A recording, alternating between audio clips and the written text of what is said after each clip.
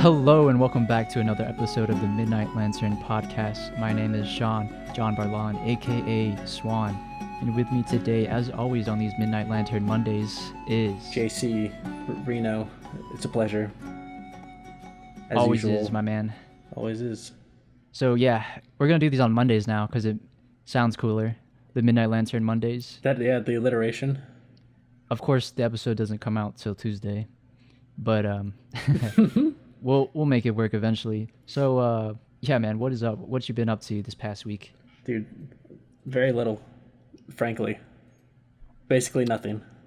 Yeah. We had that meetup. That was pretty cool.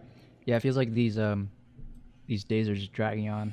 It is. I'm waiting for things to start, it feels like, or for things to end, which we'll get into. I think what's like interesting about it. We're not sure if we're waiting for something to start or for something to end. Yeah, I wish I just remembered what I'm thinking of.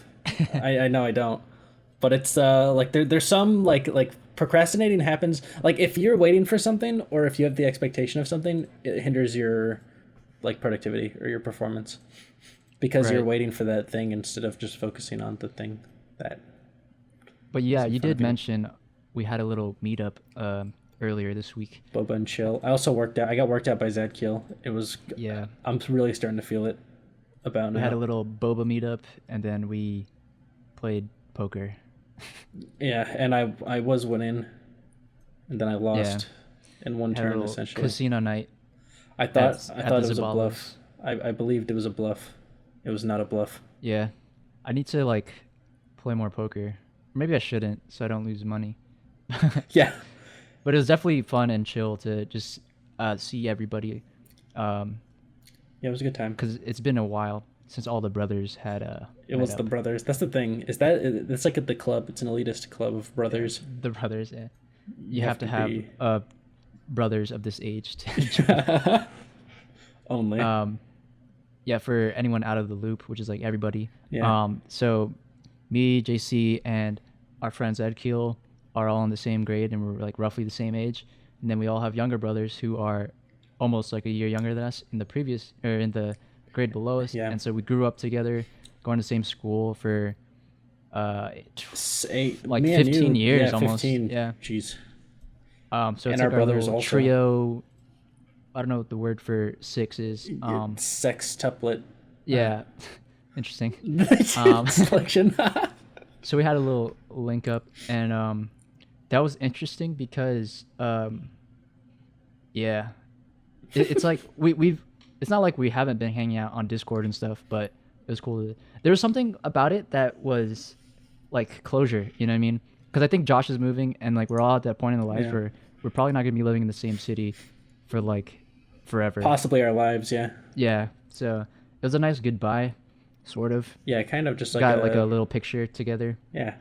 With Zeke, their dog. With Zeke, that's true. Jonathan's going out. It's like we all kind of hang out except for Jonathan and Uriel, I think. We do pretty much see each other and play video games with each other all the time now, thanks to everything that's going on, and thanks to the wonderful community we have on the Discord. On our Discord, which getting to, I think that's a whole history for you in terms of like establishing like not a community, a community, but like getting a community to work, or like getting a community that is self-sufficient in a way, like the machinery to get it to function. And I don't know if you want to talk about any of those, like your past failures or your attempts at it, or what's your core driving motive, and what meaning does it have for you? I think we talked about this in the early episodes of Midnight Lantern, where you were really you're shedding light on how in gaming my approach is always very community driven, and so I guess that kind of authentically like manifested itself into like, hey, I want to create a place where I could just play video games and like talk about video games in like one central place with everyone that I know, all the homies. And I mean, back in the day, we always had Skype, playing like had like a group chat on Skype when we were playing League of Legends all the time. Trash days. We switched to raid call at some point, but that fell through. Yeah. And then after raid call, what was TeamSpeak. I think there's a Maybe. TeamSpeak era, but it was Discord, I think, at some point, but we didn't really have like a central Discord. Yeah. People would either start calls or we had like a small one, but it really was only for voice, and no one really used Discord to the extent that it was capable of. Yeah. And I first like witnessed and kind of helped with the creation of a guild Discord when I was playing Guild Wars 2. Shouts out to the old guild. Well, I guess they're still the guild. Phoenix or Nazis, our fire guild in Guild Wars 2.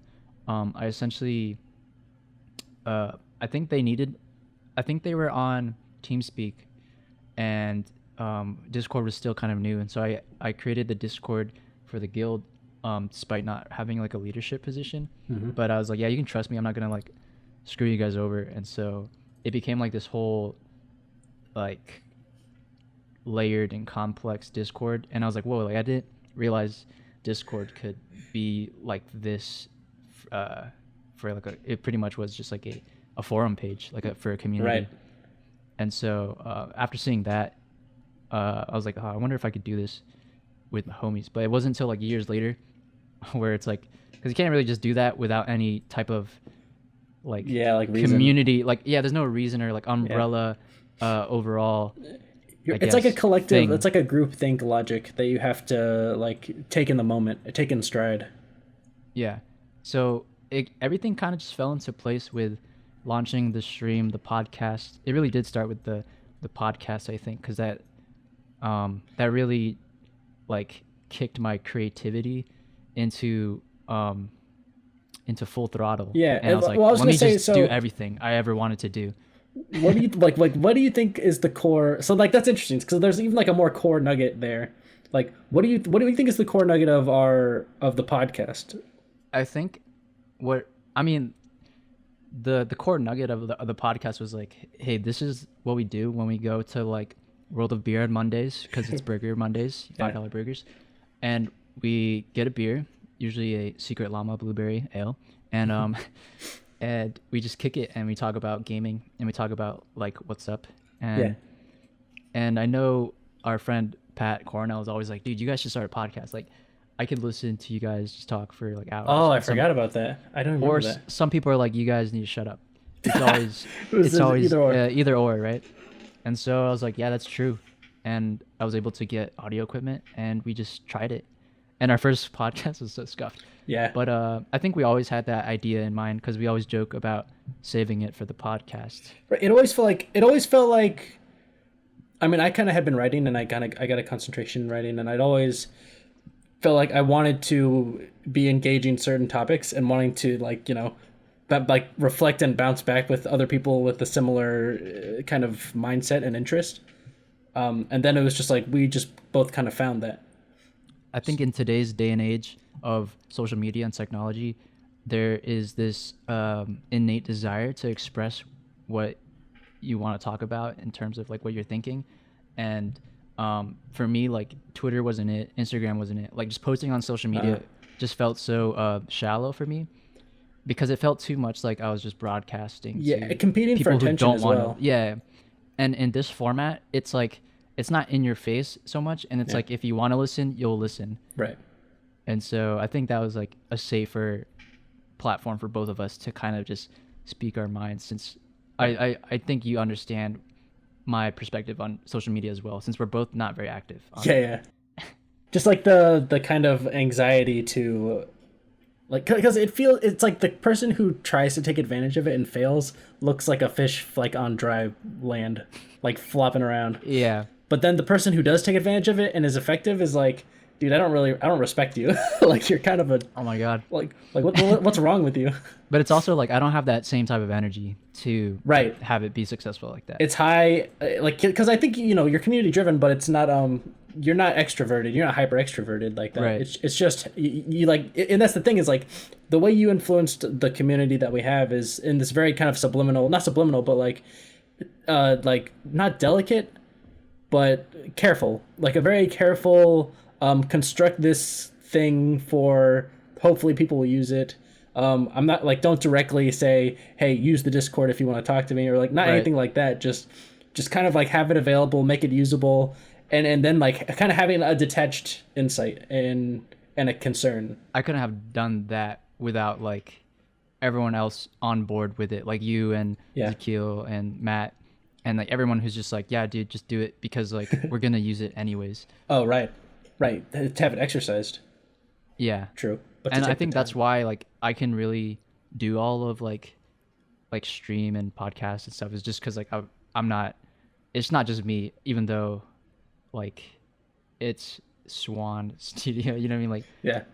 but really it's just like a combined effort in terms of like putting your vision and creativity into it as well, and like Right. guiding any, I always go to you guys first before like doing something, and that's probably why like I wanted to, that's like what my future ambition is, to like create that team of creatives and like content creators to pretty much do to, this to essentially. influence the Yeah. some sort of culture, or to create a product for people in the Yeah. world. Even with even with us going to exercise it, it's still like kind of careful, or like not like trying to be forceful. And my other thinking was like the nugget of the podcast, and in a way that you were explaining kind of the Discord and just the community. I don't even know, like I think this is a topic you don't want to become very self-conscious about, but I think that in terms of like the nugget, I think to some degree it's because there are underlying honest connections, like and honest communication that happens, and some of that is like having interesting conversations on our podcast, and in a way that's like a seed of that flowers. And how I was going to tie that in is that's like our conversation, say, which has its own narrative and has its own intrigue and has its own like space for people to reflect on, and how that affects the whole intricacies of the system.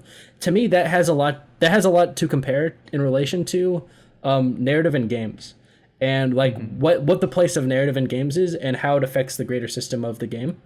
Because here's how I'm oriented, right? As a person who's more as like neurotic, I guess, and like thinking oriented as opposed to like Right. feeling oriented, Yeah. and systems driven kind of, or systems curious. It's like bi curious, but systems curious. It's fucking like someone like, and that's what gets me stimulated, and that like when I feel like I'm hitting a peak, or like when I feel like I'm dealing with some real content, would be with the system. But then how I treat narrative, and I think this is where I always was not come flat, but like narrative is almost like, and art sometimes. I think this has become a problem for me, and I want to talk this through. Is like just the marketing portion of the system I'm selling, which I don't think that's the only way to look at a game, and I don't even think that's the best way to look at it. So I was just wondering because I think you have a lot of focus on.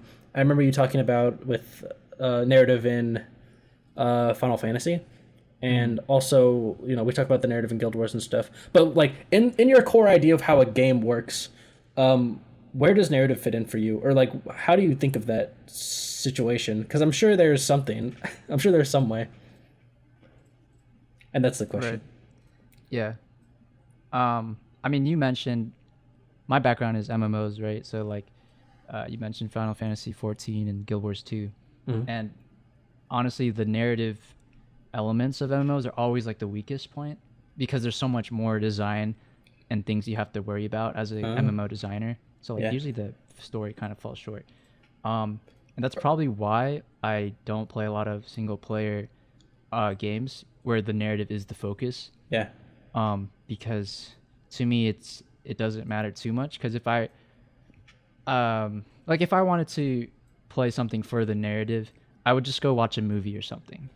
Right. So that's like my perspective on it, right? If I'm here for the story, I'd rather just experience the story, not necessarily play it. And that's why I'm really into films, and like as a filmmaker, I guess, like that's inspires me to like. There's my like experience with storytelling is like it's through film rather than through video games. And so when I play a game, it's like, how does it feel? How does the mechanics and the design and the way the loot works, and just like the elements of game design narrative always comes last for me because I don't really care that much as long as it's like The system. interesting enough. Like even if it's so archetype and basic, I don't mind because the game is fun. Like any ARPG is like you have to go save like this city because something's corrupting it, and so you're like fighting the monsters and stuff. And eventually there's like a like it's kind of hard to be unique, in my opinion, when it comes to certain game narrative and tropes. archetypes. There's Yeah, expectations. exactly. And so that's probably why single player games are so popular because those games they're not trying to fit a certain type of game. Like MMO and like RPG, it's pretty basic. Like there's always going to be the hero and stuff like that. Yeah. So I don't know if I forget what your question was, but like that's my thoughts about like narrative.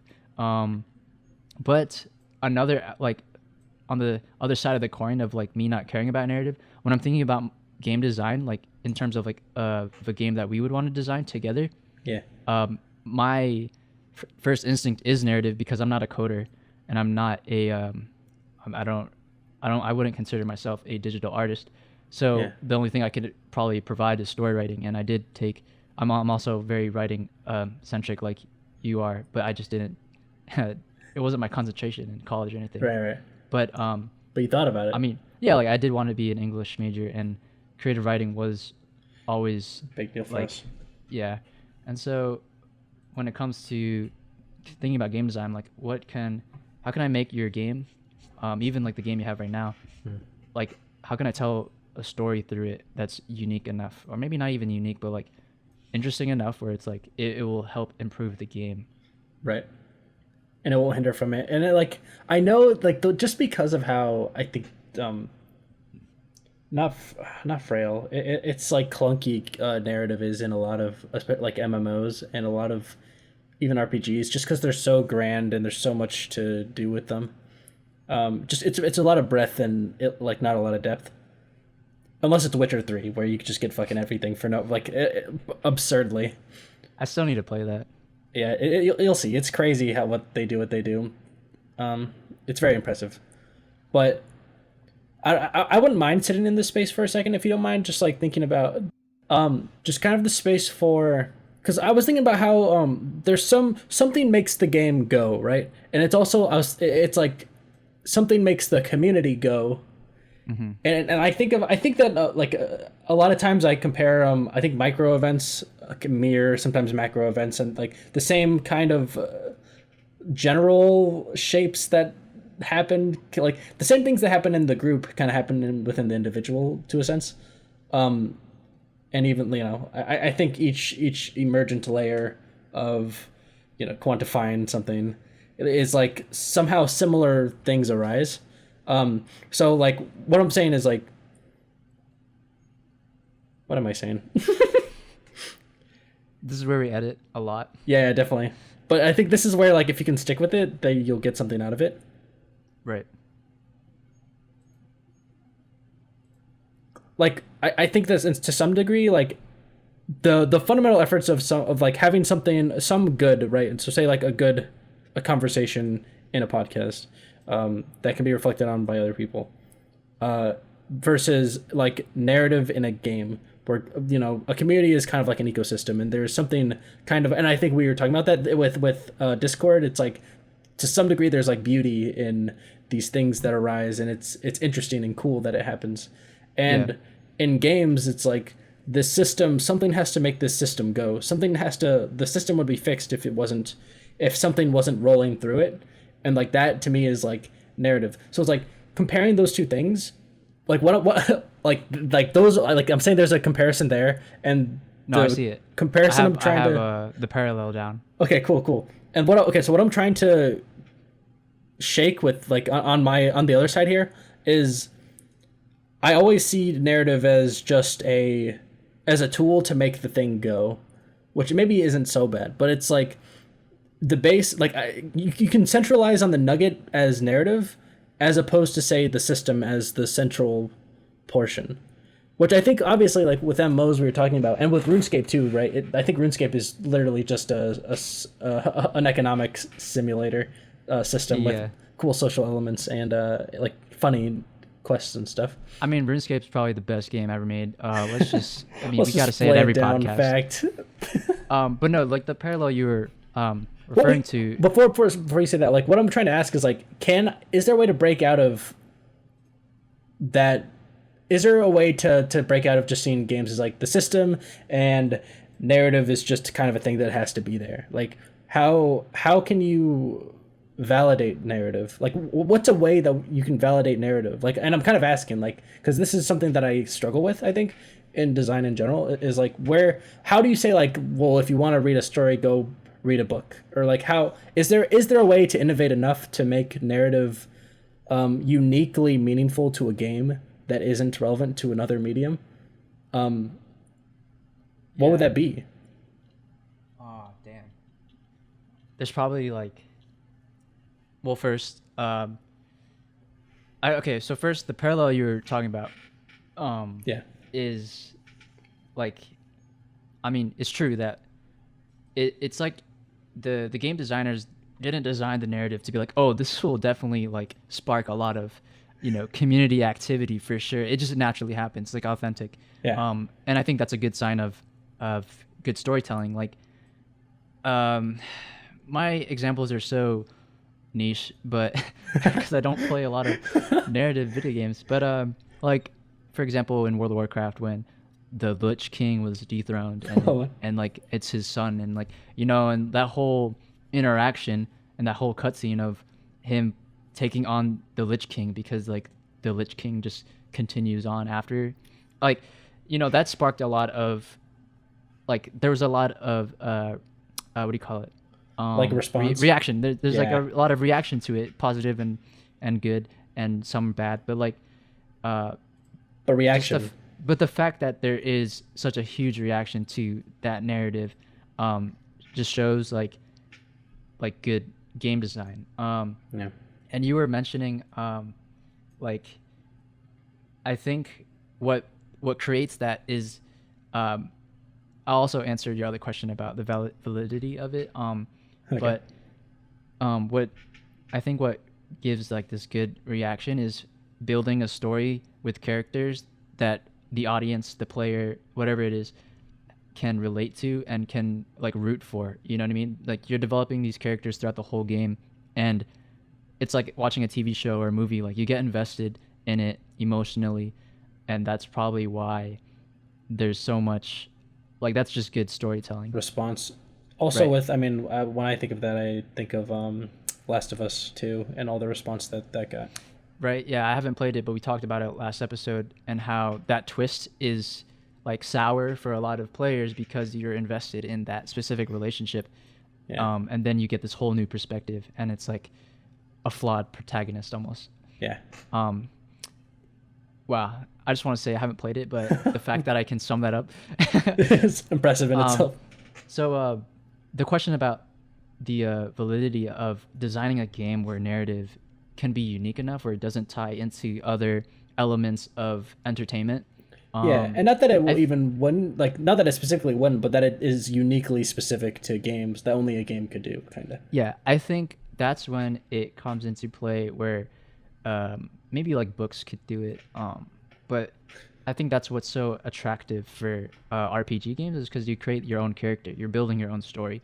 And I think Guild Wars 2 tried to do that. Like their whole motto was, what's your story? Like that was literally their tagline after every commercial, was like, you're building your MMO character, you're the commander, and you have all these background options when you're creating your character. Right. And they really do matter because it structures your quest line up until a certain point. Yeah. And you're pretty much building the background of this character, and you're giving options in terms of, would you like to be ferocious or loyal, or kind-hearted to these NPCs in like every quest, and like that stems from a lot of character development from like Fable game series, where you're building evil versus good characters. There's like a meter for it. And I don't know if you can do that in like movies or other storytelling aspects, but maybe like books, where, what was that book series where you hop around on different pages depending on what you want the choose your own adventure. Yeah, something like that. Yeah, I know Animorphs had one. But Yeah. there's it was a genre. But outside of MMO and like the Guild Wars 2 example, I feel like there is some kind of indie game out there where It's doing it. the narrative is so convoluted and it's um, like maybe it is okay. The Netflix thing, Bandersnatch. Did you do that? No, no. The whole Black Mirror Bandersnatch thing was very pretty much like you choose your path and like the ending, and that was pretty unique to the platform of a like a streaming Netflix, and so that was pretty cool. Yeah. And so I'm wondering if there's like a game like that where you kind of just hop around different. I'm sure there is, And make different because decisions. there's so many like creative indie games out there. It's just hard to find them all. Yeah. I think. Well, yeah. You go ahead. I mean, I was gonna tie it into game libraries and Steam and like for these indie games, how is Steam and like Epic Games Store able to become this opportunity for that? Yeah. Oh, yeah. But what were you gonna say before we? I mean, like. Well, like there was like a concept that, and I kind of accidentally realized, or like this isn't, I wasn't really thinking about this beforehand, but I kind of realized this is it's like what I meant. But there was a thing that I remember I was looking into, and it was like meaning through mechanics. Mm-hmm. And it was a game called Loneliness or something. But in the end, it was like a social game, pointing out like an issue in South Korea, or something like that, where like the way like children are treated in foster care and stuff, how they struggle with isolation and like loneliness and like what it's like, and so it's just like you're just a cube, like you're a little cube, and you walk, you can control it with the arrow keys, and you can move forward. And like as you move forward, it's all like this gray smoke, and there's this kind of like piano playing, and it's very like fucking what is the? I feel like you showed me this. I may have, I definitely have, but it's very I relevant. played this at your place, and there was piano. Like, Okay, so you probably know it definitely probably is. It definitely probably. And you go around, and then there's like other little cubes that form their own little structures and like shapes, and they're kind of like plane. But whenever you get close to them, they all dissipate, and they'll kind of go away, and you can like feel, like that experience. Like you can like even though it's just cubes, like 2-dimensional cubes, you can feel like what it's like for when they like all dissipate and go away, and you go what? And then you go on, and there's like more complex, and they're forming these more complex structures, and it's like clearly almost like a society or something. And then when you get closer, that dissipates and fades away. And then as you get further on it, they fade away. And then even as you go further, there's like one little cube bouncing, and it's just him.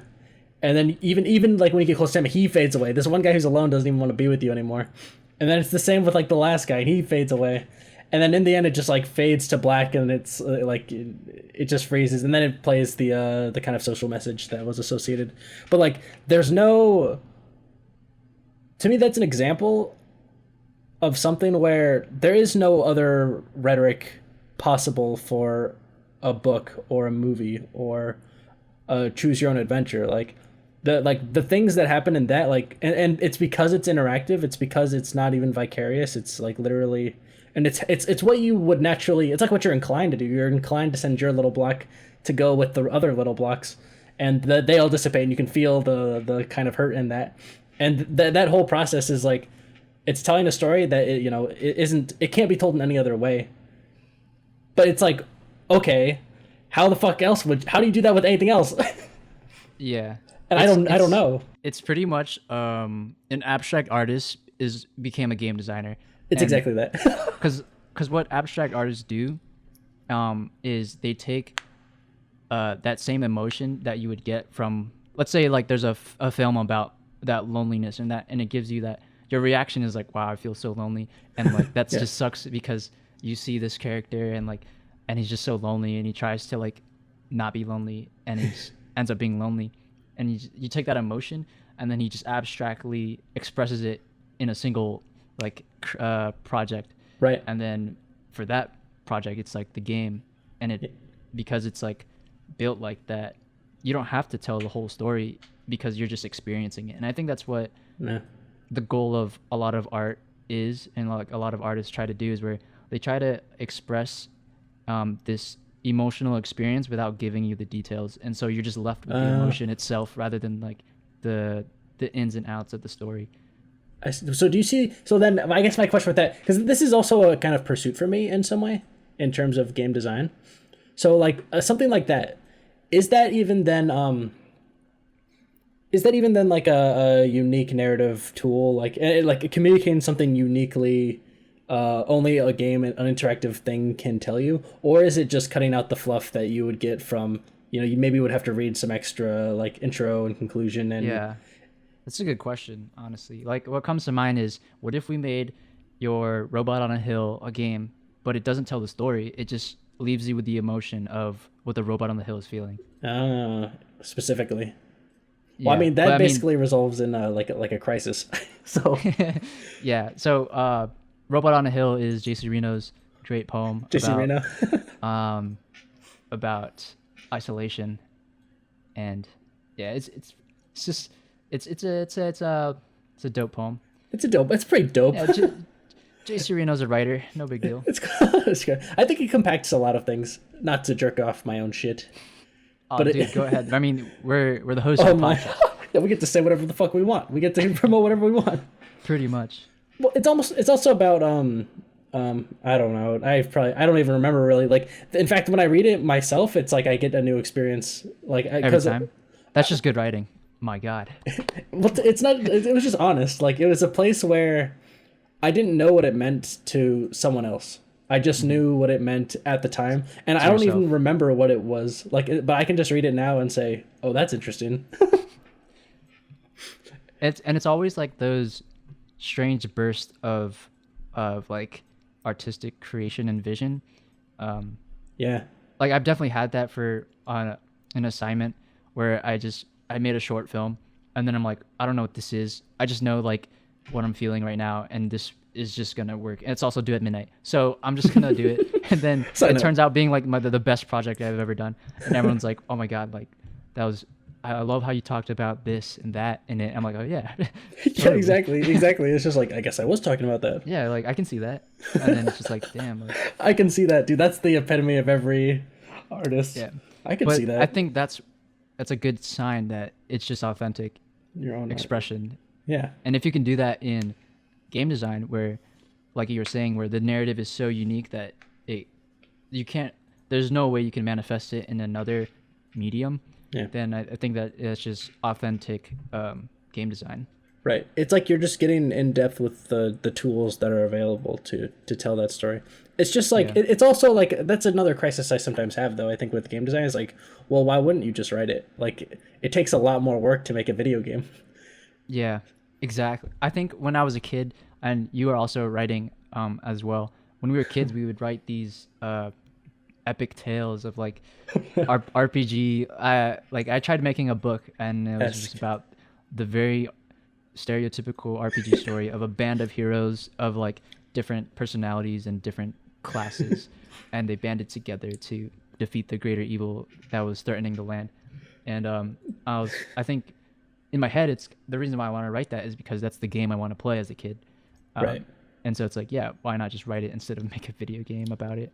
Which is such a, like, it's a perspective you don't like just remember. I think like you gotta intentionally, like, you gotta think about it and remember, oh, like, it's not just part of your like regular, you don't just make a game thinking like, oh yes, because someone is thinking of a game they want to play, but they're writing about it, and obviously the game would manifest that imagined thing more concretely and meaningfully for them, so I should make a game, therefore. Yeah. Like, you definitely don't think that way. Let me ask you this then. Like, why do you want to design games? Yeah, I don't fucking know. Okay. I'm kidding.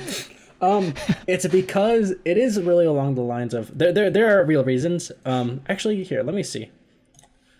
So I actually, do you want me to read some of my like my artist statement, which I'm gonna send in to some graduate programs? Yeah, possibly? Let's hear it, man. Okay, so it's like, it's this, and I'll try to elaborate on it more simply maybe, but it's, I want to pursue wisdom and meaning by creatively quantifying axioms into gamified systems. Okay, so how does that sound off the bat? Sounds good. Sounds pretentious. Yeah. No, that's why I don't know how to say it more simply, where it still sounds cool. And I think it sounds like insecure. But anyways, I thought you were gonna say it sounds pretty gay. No, I can definitely relate to your perspective on it, even though I didn't write it. But it's like, oh yeah, this does sound Like what? insecure. Like it's like, what are you trying to hide? No, yeah. Well, it's I think that like the way it is, it's like I'm not enough. Right. Well, let's So I dive have to deeper show into that I that. know I'm doing. Why Oh are you shit! not? No, I was kidding. Why are you not enough, dude? I don't know. Okay, here. There's more to it though. Okay, so We'll save that one for therapy. We'll save the therapy podcast. But Save it's it for the therapy. then boy, because then it's like creatively quantifying axioms into gamified systems. But then by having them interact with each other, those axioms can be understood as the relationship between things, as opposed to the axioms themselves. So to me, that's something that a game can do that other Yeah. things cannot do. That beats the answer of I want to play game. I want to create games I want to play, You think which it is beats probably the answer? yeah. That's they probably get that so many times. Okay, so you're right. That's a little more original for Yeah, for no, the it's lady. definitely. Okay, yeah. This is we're also I'm just using this podcast as a workshop for my my grad students. Just kidding. I think much. this is related though. I mean, that's essentially everything I'm doing right now. So Yeah, okay, cool. Wait, okay. So then what I also say is I believe that this process, so right, the relationship between things, offers ways of understanding that are only available to the medium of game design, and which in most cases offer no limitations to the inclusion of other artistic methods such as music, visual art, film, and writing. I believe that because games can take on this process, they are more effective at illuminating the primordial, fragmented truths present in the universe and ourselves than those other mediums. Is that you could have just said the other mediums, but I do know what you're talking about because it's like, yeah, like it is pretty much what we were just discussing. How the unique form of the loneliness game, the cube, like you can't do that anywhere else, and the Yeah. fact that the systems of the game and the way it's built for like the cube to interact, and there's no instructions either. You literally boot up the game and you're like, what do I do? And then like Yeah. of course as a gamer you're innate like, okay, let me click, let me WASD, like, you know, yeah. and And it so moves it. it just starts to unfold, and then you start to realize like, oh, like I'm pretty sure you know the game's called Loneliness, right? I think it's something like that. Okay, but like probably there's is, yeah. there's a title before you start playing. Yeah. And so as you start to play, like the whole narrative is unfolded abstractly rather than like in your face. And I mean, that's essentially what your thesis or your statement about why you want to design video games is, because you want to create experiences like that, and there's no other medium for it. Right. So that'd be like why I want to make games, right? Yeah. But then there's like, right, so that's like why abstractly and from a user end perspective, like why I would want to make a game. But then from like somehow what I found is like a game like as opposed to another art form is like it expresses the habits of the person way more than it does the ideas of the person, which is I don't know, it's weird. But interesting. And so like it's like the process of making it, you have to be getting something out of it. Like I think you can't make a game just for the user end, just Yeah, like on the user end perspective. Unless you're literally like, I work at this company 9 to 5 and I'm just gonna design this game. Right. Which is like not what I want. But then that's the thing is like, I think it comes into that discussion we always have where there's like, you have game design as an art expression and then the game design to make money. right. And And they're different processes and they serve different purposes. yeah. And I think the same could be said about any type of like art driven career, where it's like at some point when do you just hate yourself and you sell out. But like When you just hate yourself. Yeah.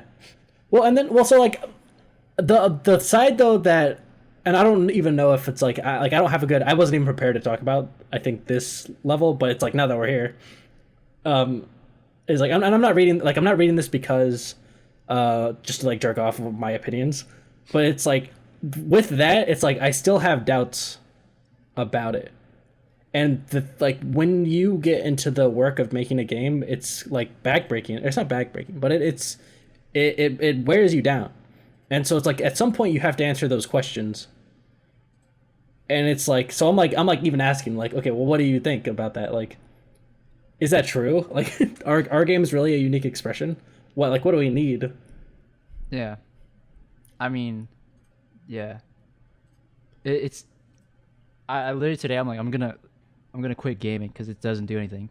So the fact that like as I mean I'm pretty much a gamer. I mean all my friends are gamers, and it's like this is pretty much like an identity that we can like label, Yeah, and then it's just like oh yeah, but it doesn't really because I swear like there it's are like people like it's like an that. existential like Quandary.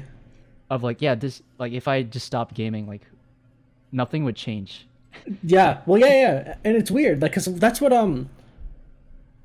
I've started to do for my breaks. Whereas before I might look at like a social media or something, I just look out the window. Like I just do nothing and look out the window. Like that's my breaks. And Yeah, it's weird because it's like you have this anxiety of missing out on something, but when you go to do that, you're just like, oh, I'm not missing anything. yeah. I'm just looking out the Wow. window. You should take psychedelics. No, No, I'm just kidding. I can talk about my my quasi psychedelic experience, that why I don't respect psychedelics. We'll save it for offline. Offline, for the offline. Join the Discord. Um, Check the yeah. full story. Um, but yeah, like your answer beats my answer. Where like I want to design games, even though I'm not really a game designer, but like I feel like I think like one, which is weird. Probably because I just hang around you and other Yeah, game yeah, design focused people. yeah. Um, is I just want to design a game that I want to play because these guys are missing a lot of key components to like what a good game to me is.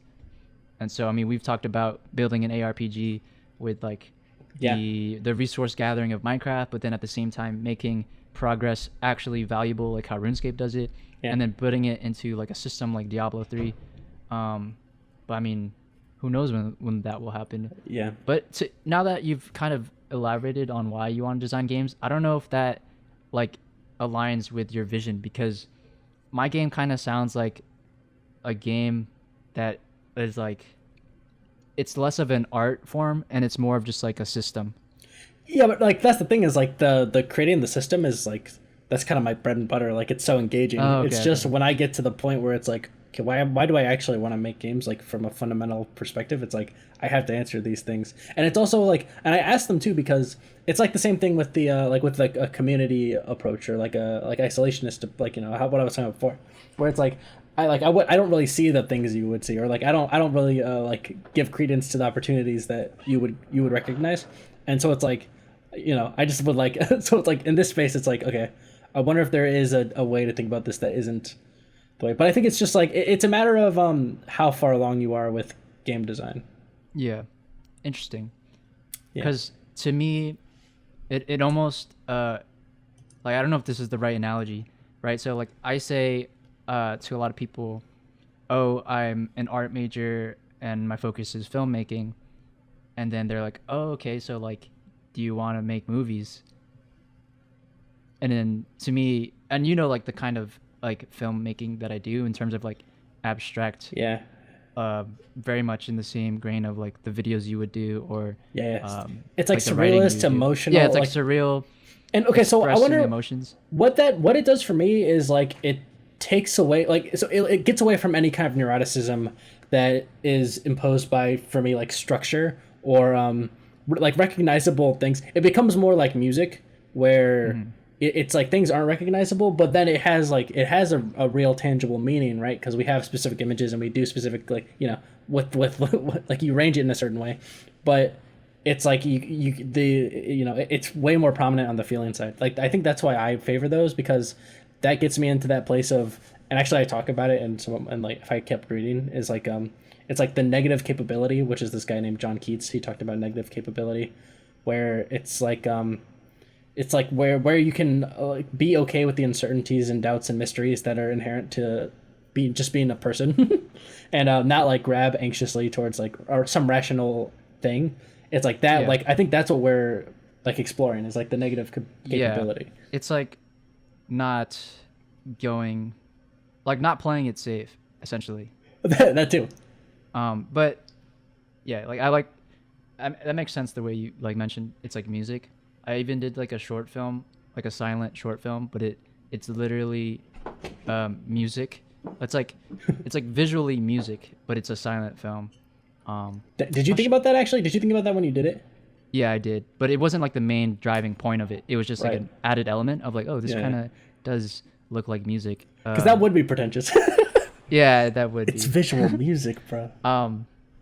But yeah, like the way No, the way people are like, okay, like, oh, so you want to like direct movies and stuff, and I have to explain like it's not what I want to do. That analogy, is that the same where I'm like, hey, let's make a game, but let's do like this ARPG or let's do this RPG game, and then it's like not Yeah. in the same page as your art expression of game design. That's what I'm worried about now that I've heard your No, reasoning okay. for game Oh design. no, like, but that's like the thing is like it totally is. In like the day to day like setting, like that's like what I'm like so interested in that. Like when I was playing Okay. Torchlight 2, it was like, oh my god, the way the systems work, the way they overlap the like different ability systems is like Yeah. I just keep feeling like I could do this better. Yeah. Oh man, dude, if we take everything Guild Wars 2 wanted to do, but because it's an MMO, it was so like they were Hard. stretched thin in terms Yeah. of like designers and things they could do with the engine. We Yeah. just play it small and do indie, but we take the same elements. We'd probably make like a really like really good RPG game. Their combat Yeah. system with like the different combinations of elements and like creating different The Elementalist. oh man, it's so good. Dang, yeah.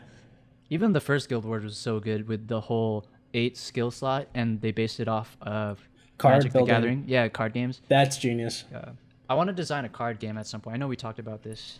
Deck building is a very addictive thing. It's a very Oh, yeah. interesting, engaging, like creative act almost. Yeah, because it's like you want some flavor in it, but it's also like this is really good. Like there's like this value to like card design, and like you just know what makes a good card. Dude, we can. Oh man, now we can talk about like Break into card that. games. Yeah, but No, that's it for the next yeah, one. yeah, we should talk about card games. So I do want to play Runeterra again. Yeah, you got really good at that actually. That was I don't know if I Probably was have a lot to really good say. at it, or there just wasn't enough players to like. probably both, but even being at that level is pretty solid. Yeah, I need to get back into it. I also want to get back into Dragon Ball Fighters because I think I feel like I could get pretty good at that game. Yeah. Just yeah. But looking at the time, we are about 55 Yeah, we're getting deep in minutes it. in. Yeah. Is there anything else you wanted to discuss on today's episode? I maybe in the lieu of like you may want to cut out a lot. Do you want to talk about the procrastinating completion? Um, Or is that you think we're at enough? my only thing is like, Yeah, we can make it fast. yeah, you all right? Yeah, you can go ahead and mention it. Because I was gonna say is like almost like I'm asking about this like in a way like me having doubt about like my like my artistic purpose for game design is a form of procrastination. Like it's like instead of owning my answer, I kind of just sit back. I like kind of resist. Like I hold back and don't like I don't go forward with the ideas I have. I sit with them and get anxious about them. And it's the same with for me recently making a program that I've been working on, and like I'm afraid like I only have 5 more lines of code essentially to complete it. But it's been like a week, and why haven't I done that? And it's partially it's like the anxiety of like what if it works, and like what if I'm successful, because it's a difficult thing I'm trying to do. It's like, and if it's successful, it's like there's some anxiety there that it's like I don't even want to find out, but I have to eventually. But yeah, and yeah, I know we should not get too much into this. Yeah, like I'm working on this documentary film that I've been working on for like 2 years now, and why has it taken 2 years? Because I'm a perfectionist, and like I keep adding a lot of things to it, and then like it's pretty much done. I feel like it's been done, but because I just have like this grand idea for it, I keep adding to it to like push it even further. But what you're talking about, how like you're afraid of it actually just working, and like afraid of the results in general. Yeah. Like I'm scared of the feedback of The like, negative as- feedback. the negative feedback, but also like the positive feedback. You know what I mean? Yeah. Because it's like, I don't know, like the fact that there is feedback, you know, because people are like seeing something that you've worked on for so long, and it's very vulnerable. But I mean, yeah, like it's essentially done. But right now I'm like waiting on another team member to like also do things to it. But like at some point I should have just been like, let me just get this out so I can continue working on the something next else. one. Yeah, because it's kind of like wasted potential almost on like something that you could just continually work on. And I think that's what has been a driving factor for our podcast. Like if you go back to our other episodes, we're just like, yeah, it's gonna be shit, it's gonna be stuff, but just get it out. We know there's gonna be way more. And like, what episode is this? This is like 5th technically, but it's 4. Yeah, episode so 4. That on top of Savor for the Podcast, this is like our 12th 11th right recording. Yeah, total. And so like, I mean, we started this in February. We did like one episode in December, but like, yeah, you know, we've like started getting used to it, and now it's just become this thing. And so yeah, and it's like I don't even think people listen, but it's just I feel like it's a healthy way to express our own creativity. And going forward, I feel like as introverts, this is pretty good for us. Yeah, just to be able to talk. Out. Yeah, definitely. And I think that is true. Like with even with both, like it's with both of the projects, like with in terms of procrastinating and completion, it's like it's because it's like the penultimate, and it's like you don't realize that like even if it changes things, there'll just be more stuff after, and you got to get to that. Yeah, like you don't want to close that door, which is what we always talk about, how the closing door is literally the end of that system. It's like the last bit of the that is a way to code. think of it. The end of that system. That's a good way to. Yeah. So, I mean, it's scary, but we gotta keep pumping out more content. Kick. But we can talk about more about that specific topic. There's like a lot to unpack in terms of, you know, like fear alone, you know. In general, dude, again, we don't really get the content out before, like, or like we discover the content until after. A big fear of mine is realizing too late that I've spent the best years of my life grinding a video game that won't pay the bills and doesn't make me happy. My greatest fear, though, is that people won't be ready to handle my movement for at least another decade. Dang, those are true. Real anxiety. There you have it. But looking at the time, it is. We're about an hour in. Yeah, it's about an hour in with some cuts. You know, we talked about the Discord. Hop into our Discord, by the way. Yeah. Links are in the description. Links are there. We talked about the narrative of video games and also other mediums in terms of our own art visions and approach to life as, I guess, artists. We're both art majors. I guess, yeah. Weird to say. Dude, it's like Kanye with like, I have an art degree. I have an art major. Yeah. And then we wrapped it up nicely with some abstract thoughts on procrastination. And what else did we talk about? We talked about a lot, but any last words before I end you? Just again, we find the